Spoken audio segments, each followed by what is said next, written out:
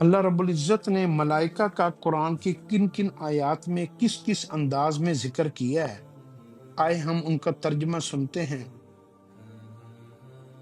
فرشتے خدا کے عرش کے حامل ہیں اور اس پر ایمان رکھتے ہیں۔ ملائکہ اللہ تعالیٰ کی تسبیح و تحمید کرتے ہیں اور اس میں کمی نہیں آنے دیتے، نہ تھکتے ہیں۔ فرشتوں کو اللہ کا بندہ ہونے سے قطعاً گریز نہیں، نہ وہ اس کی بندگی کرتے تھکتے ہیں۔ فرشتے خدا کے سامنے سجدہ ریز رہتے ہیں، وہ خدا سے ڈرتے ہیں اور اس کے ہر حکم کی تعمیل کرتے ہیں۔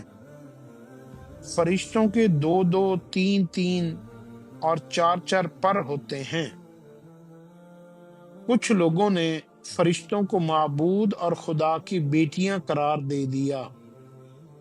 فرشتے خدا کی وحدانیت اور کتاب الہی کی صداقت پر گواہی دیتے ہیں۔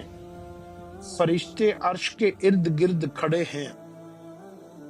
فرشتے آسمان کے کناروں اور اطراف میں ہیں اور 8 اپنے اوپر عرش الہی کو اٹھائے ہوئے ہیں۔ خدا کے سامنے صف بستہ کھڑے ہیں۔ ان کا ایک متعین مقام ہے۔ انسان کے دائیں بائیں 2 نگران بیٹھے ہیں جو اس کے منہ سے نکلنے والی بات کی بھی نگرانی کرتے ہیں۔ فرشتے خدا کی عبادت سے اپنے آپ کو بڑا نہیں سمجھتے، بلکہ اس کی تسبیح کرتے ہیں اور اس کے سامنے سجدہ ریز رہتے ہیں۔ فرشتے اللہ کے حکم سے نازل ہوتے ہیں۔ فرشتے خدا کی طرف چڑھتے ہیں۔ ملائکہ کا دشمن اللہ کا دشمن اور کافر ہے۔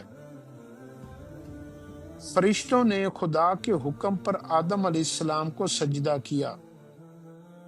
فرشتوں نے آدم علیہ السلام پر قتل و فساد کا الزام لگایا۔ آدم علیہ السلام سے علمی مقابلے میں فرشتے ناکام رہے۔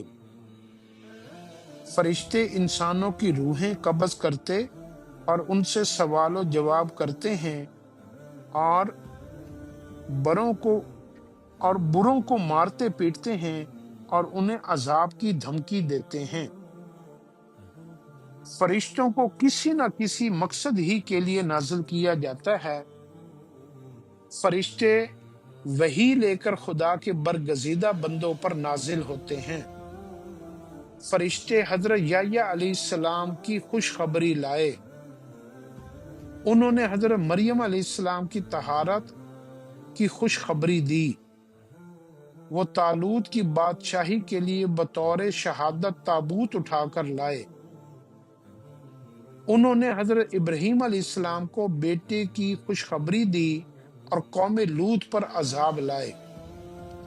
اگر زمین پر فرشتے ہوتے تو ان کی رہنمائی کے لیے بھی فرشتے اترتے۔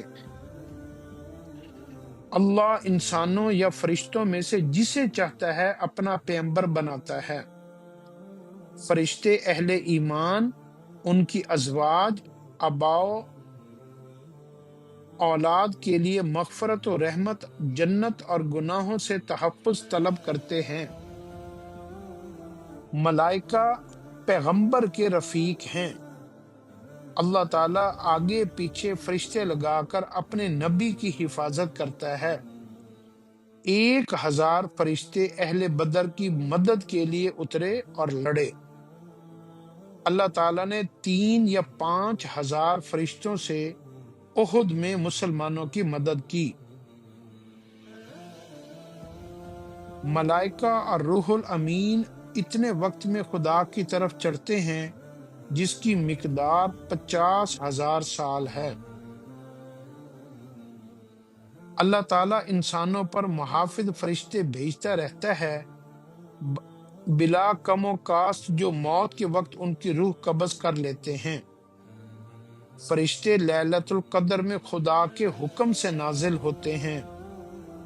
لوگوں کے مطالبہ پر اگر فرشتہ نازل کیا جاتا تو آخری فیصلہ ہو جاتا، نیز اسے بھی انسانی شکل دینی پڑتی۔ فرشتے نیک لوگوں کا قیامت کو استقبال کریں گے۔ کفر کی حالت میں مرنے والوں پر فرشتے لعنت بھیجتے ہیں۔ قیامت کو فرشتے اپنے پرستاروں کے متعلق کہیں گے کہ یہ ہماری نہیں بلکہ جنوں کی پوجا کرتے تھے۔ استقامت دکھانے والے اہل ایمان پر فرشتے سکینت لے کر نازل ہوتے ہیں۔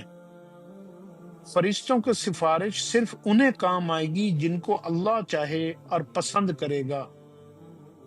آگ پر بہت سخت فرشتے مقرر ہیں جو خدا کے حکم کی نافرمانی نہیں کرتے، بلکہ وہی کرتے ہیں جس کا حکم ملتا ہے، اور ان کی یہ تعداد کافروں، اہل کتاب، مومنوں اور منافقوں کے لیے آزمائش ہے۔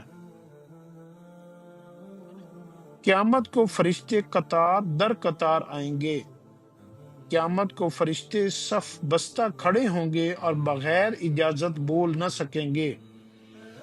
پیغمبر کا ہرگز یہ دعویٰ نہیں کہ وہ فرشتہ ہے۔ اللہ تعالیٰ فرشتوں کو صرف ایک مقصد کے ساتھ اتارتا ہے، پھر ان کافروں کو مہلت نہیں دی جاتی۔ سبحان اللہ۔ اللہ رب العزت نے ملائکہ یعنی فرشتوں کی پوری تفصیل قرآن پاک میں کھول کر بیان کی ہے، اور فرشتوں کا کام کیا ہے، فرشتوں نے کیا کیا، فرشتے مومنوں کے ساتھ کیسے پیش آتے ہیں، کافروں کے ساتھ کیسے پیش آتے ہیں، دنیا میں ان کا کام کیا ہے، آخرت میں کیا کام ہے، اور فرشتے اللہ کی عبادت کیسے کرتے ہیں، فرشتوں میں اطاعت کتنی ہے، فرشتوں کی پوری تفصیل لوگوں کے اندر، کافروں نے، یہودیوں نے، عیسائیوں نے، مشرکوں نے فرشتوں کے بارے میں جتنی بھی غلط باتیں پھیلائی ہوئی تھیں، اللہ نے ان کی ساری باتوں کو رد کر کے جو صحیح فرشتوں کے بارے میں معلومات ہیں وہ قرآن پاک کے اندر دیں۔ اللہ ہمیں اس کا یقین عطا فرمائے، اور فرشتوں سے محبت کرنا ایمان کا حصہ ہے، اور فرشتوں سے نفرت کرنا جو کہ یہود جبریل علیہ السلام سے جو ہے نا اس کو اپنا دشمن کہتے ہیں، اس سے انسان کافر ہو جاتا ہے۔ تو فرشتوں کو جو ہے نا فرشتے بھی انسانوں کے لیے استغفار اللہ سے کرتے رہتے ہیں۔ جو فرشتوں سے محبت کرتا ہے فرشتے ان سے محبت کرتے ہیں۔ اللہ رب العزت جو ہے نا ہمیں جو ہے نا اس کی سمجھ عطا فرمائے، اور اپنے پورے دین اسلام پر چلنے کی توفیق عطا فرمائے۔